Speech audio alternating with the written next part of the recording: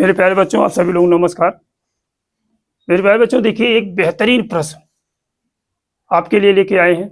बहुत ही लाजवाब प्रश्न है। ऐसे प्रश्न को बच्चे छोड़ के चले आते हैं परीक्षा में से, और हम आपको बताएंगे कि ये सवाल कैसे हल होगा। बहुत सरल तरीके से बताएंगे। आइए देखिए, आपको कहा गया है कि 2/2/3 वर्ष के लिए प्रतिवर्ष 15% की दर से 20,000 रुपये की राशि पर चक्रवृद्धि ब्याज ज्ञात कीजिए, जबकि ब्याज वार्षिक रूप से मिलता है। जबकि ब्याज कैसे मिलता है? वार्षिक रूप से मिलता है। आई बात समझ में? तो आप क्या करिए, इस 15% को फ्रैक्शन में बदल दीजिए। इस 15% को किस में बदल दीजिए? फ्रैक्शन में। इसका फ्रैक्शन मान कितना होता है? 3/20 होता है। आई बात समझ में? तो देखिए, तो 20 रुपया पहले 2 साल के लिए, 2/3 साल है ना, 2/3 साल है। तो आप क्या करिए, पहले एक वर्ष के लिए 20 रुपया पे 3 रुपया ब्याज मिल रहा है, यानी 23 रुपया हो रहा है। अगले दूसरी साल 20 रुपया पे 23 रुपया हो रहा है। यानी आपका ये क्या है? प्रिंसिपल है, और ये क्या है? अमाउंट है। के बीच अनुपात निकाला जा रहा है। आई बात समझ में? अब बचा कितना? 2/3 वर्ष बचा। अब 2/3 वर्ष का है तो 3/20 है।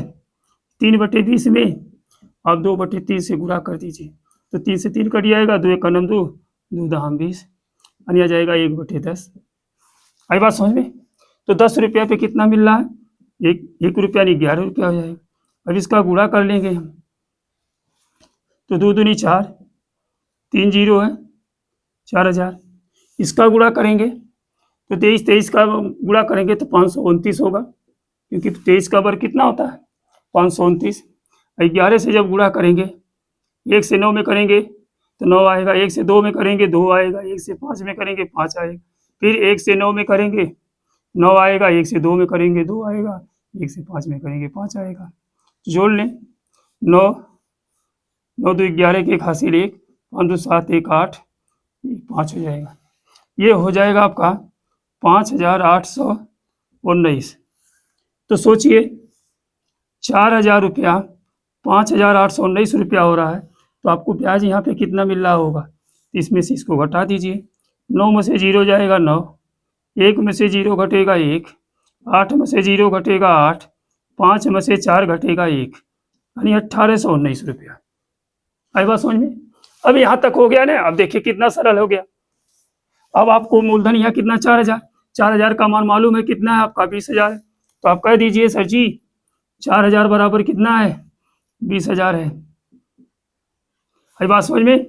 तो ये जो ब्याज आपका पूछा गया चक्रवृद्धि ब्याज, यानी जो आया है 1,819, तो 1,819 बराबर कितना होगा? तो 1,819 गुणे 20,000 में गुणा हो जाएगा,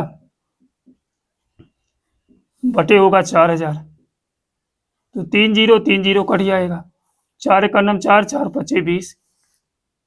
है बात समझ में? अब 5 से इसमें गुणा कर दीजिए। जब 5 से गुणा करेंगे, 5 9 45 के 5, हासिल में कितना बचेगा? 4, 5 का नम 5 और 4 9, 5 8 40 के 0, हासिल 4, 5 का नम 5 और 4 9, तो 9,095, जो कि आपका पहला ऑप्शन सही है। कितना बेहतरीन तरीका है।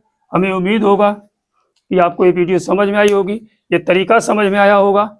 आप इसको लाइक करिए, सब्सक्राइब करिए और शेयर करिए। ठीक, धन्यवाद।